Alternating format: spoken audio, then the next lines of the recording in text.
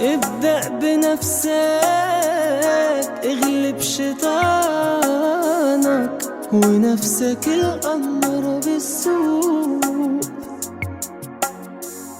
ابدأ بنفسك، اغلب شيطانك للدنيا تاخدك الحق فوق.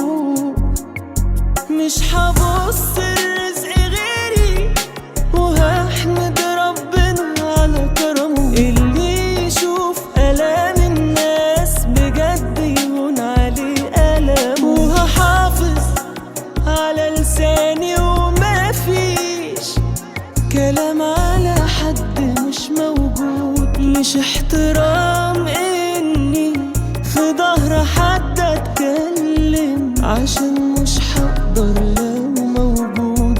وهحافظ على لساني وما فيش كلام على حد مش موجود.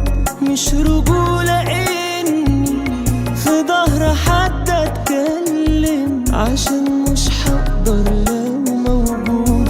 واتعلم ازاي اتكلم واتناقش رغم الاختلاف، واسمع رأي غيري واحترمه ولا يوصل اختلافنا خلاف. اتعلم ازاي اتكلم واتناقش رغم الاختلاف، واسمع رأي غيري واحترمه ولا يوصل اختلافنا خلاف.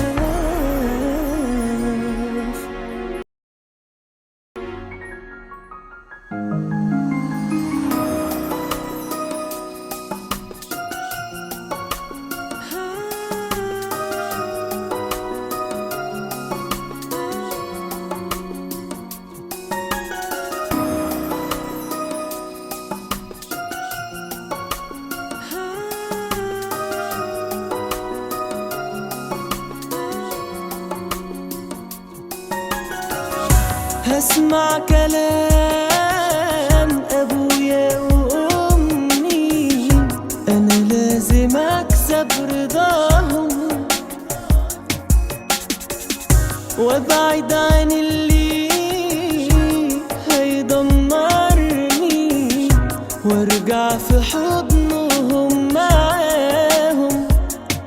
مش هبص البنت ماشية وأضايقها بأي كلام وخلاص، عشان اللي مرضهوش على بيتي مرضهوش لبنات الناس. لازم أعرف أختار صحابي ويكون لي حلم عشان بعيش.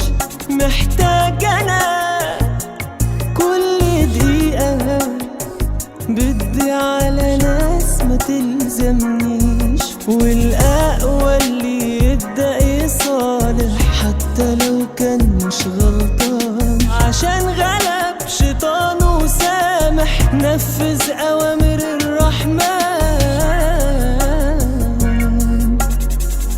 وعيوب كتير فينا فيها اللي يتقال واللي ما يتقالش. يا رب قدرنا نبعد بعيد عنها، نلحق حياتنا ما نندمش.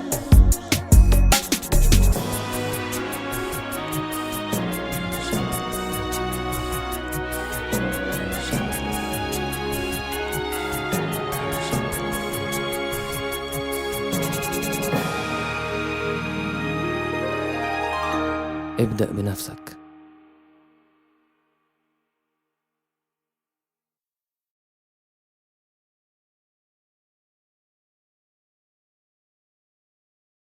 ابدأ بنفسك، اغلب شيطانك